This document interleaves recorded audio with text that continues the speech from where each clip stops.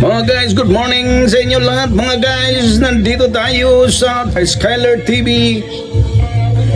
Skyler TV mga guys, huwag ninyong kalimutan na mag-subscribe sa Skyler TV. Mag-subscribe tayo. Huwag ninyong kalimutan mag-like, mag-share sa atin po na video. Sa Skyler TV po tayo ngayon. At tayo po ay maggawa po tayo ng kwento. Magkwento po tayo patungkol sa Biblia, no? Biblia. But dito po tayo sa Skyler TV. Huwag din niyo kalimutan mag-subscribe. God bless sa inyo mga guys.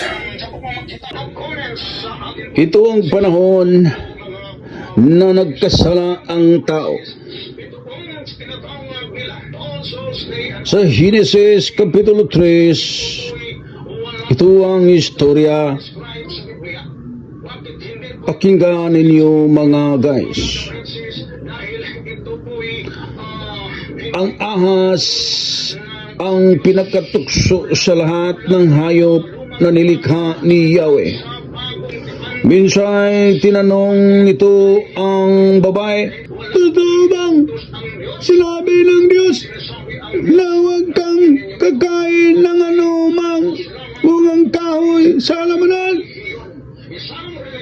Tumugon ng babae, "Hindi naman. Ipinagkakain sa amin ang anumang bunga sa halamanan. Huwag lamang ang bunga ng puno na nasa gitna niyon.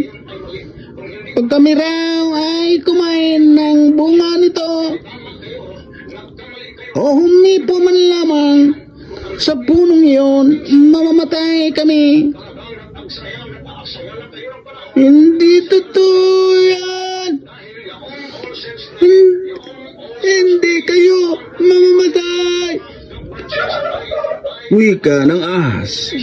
Gayon ang sabi ng Diyos, sapagkat alam niyang kung kakain kayo ng bunga niyon, magkakaroon kayo ng pagkaunawa.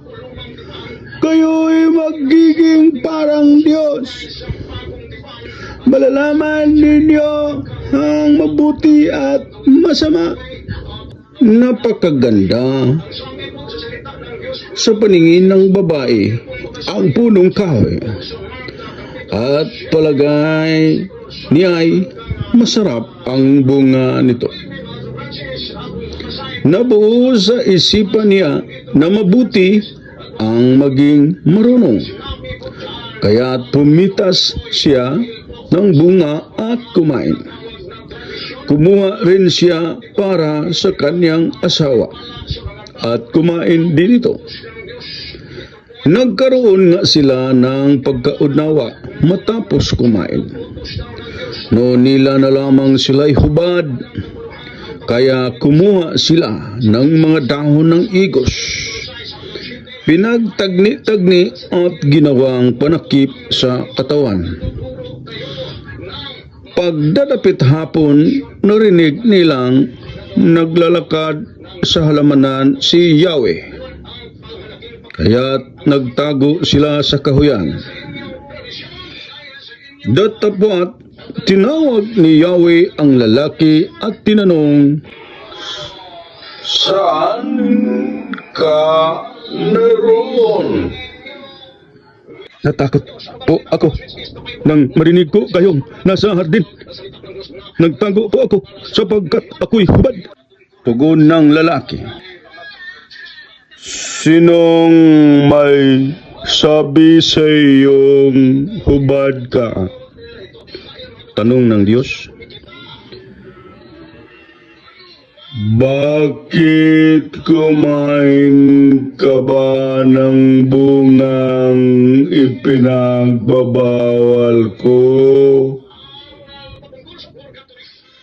"Kasi pinakain po ako ng babaeng ibinigay ninyo sa akin," tugon ng lalaki.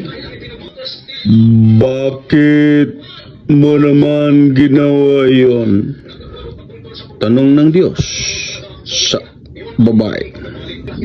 Mangyari po ay nilinglang ako ng ahas. Kaya ako ay natuksong kumain. Tugon naman niya.